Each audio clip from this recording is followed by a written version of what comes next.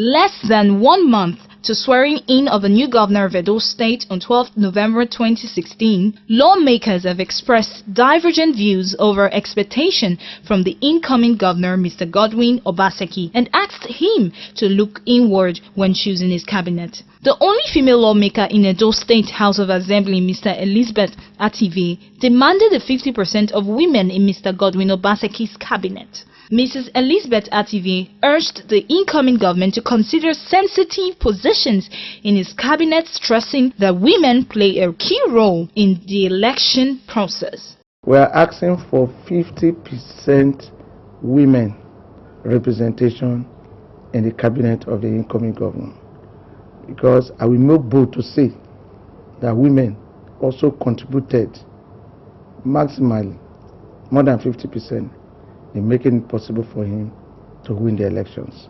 So the women deserve 50% representation in his cabinet, either as commissioners, as senior special assistant,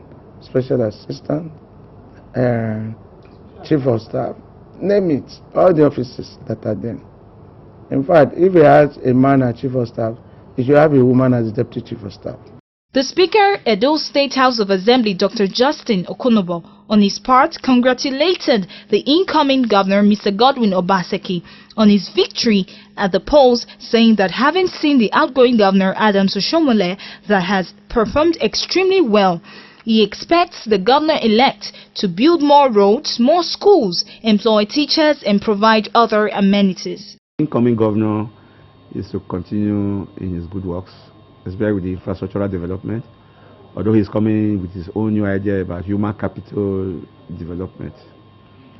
Prime amongst them is the creation of 200,000 jobs for our youths, and the fulcrum on which that will swing is on agriculture.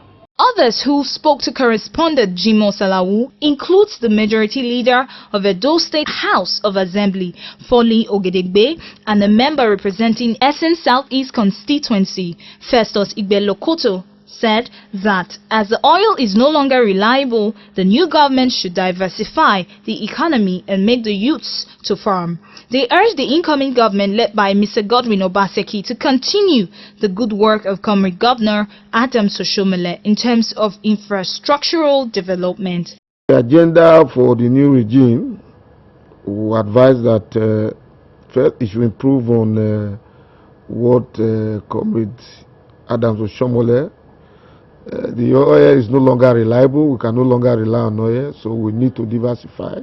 The federal government is doing that, and I'm also urging the new government that will come October 12th to place emphasis on agriculture, encourage even our schools to emphasize on farming, because that is the only way that we can prosper, particularly when oil is no longer doing well.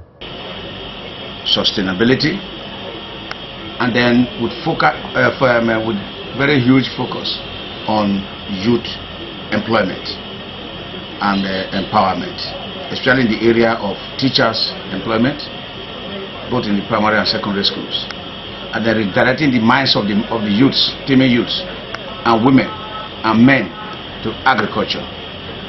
Away from this oil stuff. Agriculture is the new focus. To whom much is given, much is expected. Consequently, after the people have voted, they expect a measure of quick delivery of dividends of democracy. Will Mr. Godwin Obaseki deliver on electioneering campaign promise? Only time will tell.